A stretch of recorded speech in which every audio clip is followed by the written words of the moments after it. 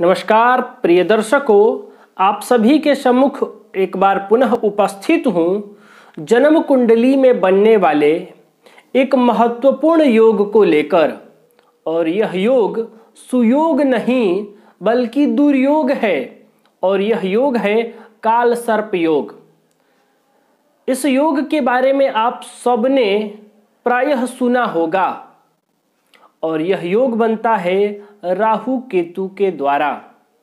लेकिन इस योग को समझने में थोड़ी सी जो त्रुटि है या यूं कहें कि जो शंका है उसी का समाधान आज आप सभी के समक्ष करने वाला हूं। प्रिय दर्शकों, आप सबने सुना होगा कि जब राहु केतु के मध्य सभी ग्रह होते हैं या राहु केतु से जब सारे ग्रह घिर जाते हैं तब जन्म कुंडली में बनता है काल सर्प योग। लेकिन कहीं ना कहीं इसको समझने में हम थोड़ी सी चूक कर देते हैं। हालांकि हम नहीं, जो लोग चूक कर रहे हैं आज उनके लिए ही यह कार्यक्रम बना रहा हूं ताकि वह भी अपनी यह छोटी सी भूल सुधार लें। और काल सर्प योग वास्तव में कब बनता है यह सही प्रकार बढ़िया से समझ लें। तो प्रिय दर्शकों, आप भी समझिए, आप भी देखिए कि काल सर्प योग का निर्माण जन्म कुंडली में कब होता है।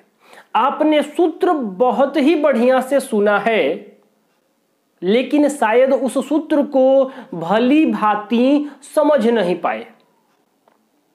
आपने जो सूत्र सुना है वही सूत्र लागू होगा, लेकिन उस सूत्र को सम्यक प्रकार से समझिए। तो पहले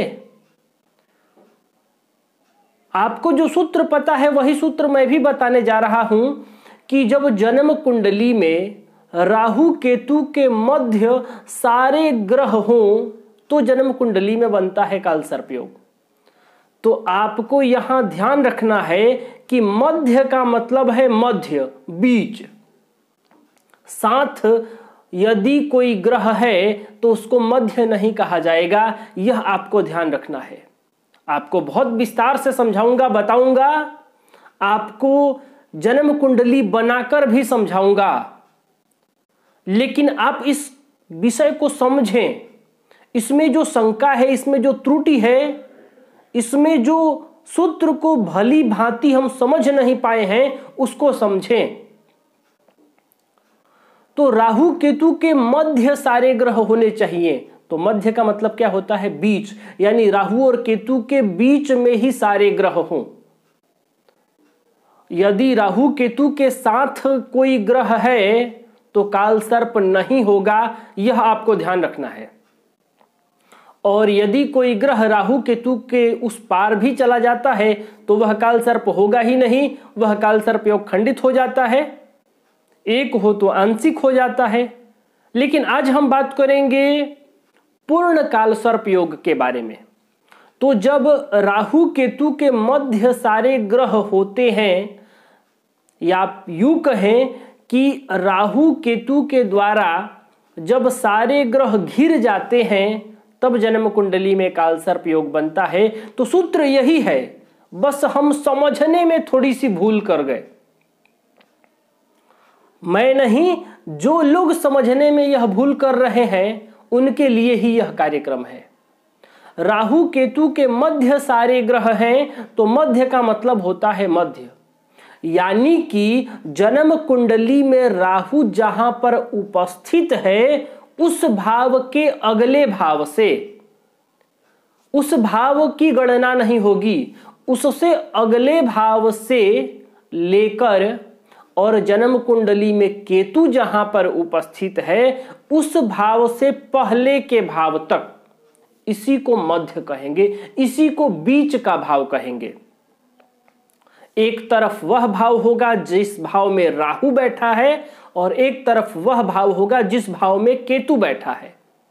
और केतु से पहले के भाव तक और राहु के भाव से बाद के जो भाव होगा, राहु जिस भाव में होगा उससे अगले भाव से लेकर केतु जहां है उससे पहले भाव तक ये जो 5 भाव होंगे, क्योंकि राहु जिस भाव में होगा उससे 7वें भाव में केतु होगा, तो इसमें से इन 7 भावों में से आपको 2 भाव हटा देने हैं। कौन कौन से? पहला जिसमें राहु हो और दूसरा जिसमें केतु हो। इसके अलावा कितने भाव बचे? इन दोनों के बीच में 5 भाव बचे। तो यदि इन 5 भावों में यदि सभी ग्रह हों, यानी सूर्य से लेकर शनि तक यदि सभी ग्रह हों, तब ही आप समझिए कि वास्तव में इस कुंडली में पूर्ण काल सर्प योग बना है। और यदि इस प्रकार की स्थिति आपको दिखाई नहीं पड़ रही है तो आप समझ जाइए कि पूर्ण काल सर्प योग जन्म कुंडली में है ही नहीं। प्रिय दर्शकों, आप फिर से सुनिए। यदि मान लीजिए कि आपके जन्म कुंडली के लग्न भाव में राहु बैठा है, तो सप्तम भाव में केतु होगा। तो प्रथम भाव, लग्न भाव जिसमें राहु बैठा है, उस भाव से अगले भाव कौन सा भाव होगा? उस भाव से जो अगला भाव होगा वह होगा दूसरा भाव। और केतु किस भाव में होगा? सप्तम में। तो सप्तम से पिछले वाला भाव यानी 6वां भाव। अब दूसरे भाव से 6वें भाव तक, दूसरे भाव से यानी दूसरे भी भाव में कोई ग्रह हो सकता है और 6वें भी भाव में कोई ग्रह हो सकता है, यानी 2, 3, 4, 5, 6, इन 5 ही भावों में यदि सभी ग्रह आपको दिखाई पड़े तो आप समझ जाइए कि इस कुंडली में काल सर्प योग बना है। मैं आपको लग्न से सप्तम के मध्य समझा दिया। आप जन्म कुंडली में देखिए, जहां पर राहु बैठा हो उससे अगले भाव से गिनना शुरू कर दीजिए और जहां केतु हो उससे पिछले भाव तक, यानी इन दोनों के मध्य जो 5 भाव होंगे उन्हीं 5 भावों में यदि सभी ग्रह बैठे हुए दिखाई पड़े तो आप समझिए कि पूर्ण काल सर्प योग है, अन्यथा काल सर्प योग नहीं होगा पूर्ण रूप से। प्रिय दर्शकों, मैं उम्मीद करता हूं कि आप इस विषय को समझ गए होंगे और अब आपको काल सर्प योग समझने में किसी भी प्रकार की कोई त्रुटि नहीं होगी, संदेह नहीं होगा, शंका नहीं होगा, किसी भी प्रकार का दुविधा नहीं होगा। आप भली प्रकार से अब काल सर्प योग का निरीक्षण जन्म कुंडली में कर लेंगे। तो प्रिय दर्शकों, आज के लिए बस इतना ही। और इस विषय में यदि आपको कहीं कोई शंका लग रहा है, कहीं कुछ समझ में नहीं आ रहा है, तो आप वीडियो के कमेंट बॉक्स में अपना प्रश्न अवश्य रख दें। उस प्रश्न को देखकर आपके प्रश्नों का जवाब देने का मैं अपने ज्ञानानुसार यथासंभव कोशिश करूंगा। तब तक के लिए हमें अनुमति दीजिए। नमस्कार।